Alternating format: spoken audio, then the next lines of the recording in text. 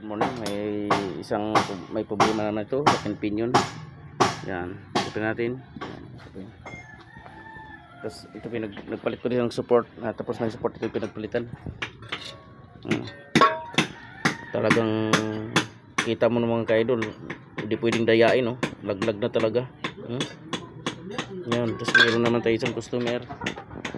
Ito. Akin pinion din to. Si Tata TV, yan, si Tata. Yan.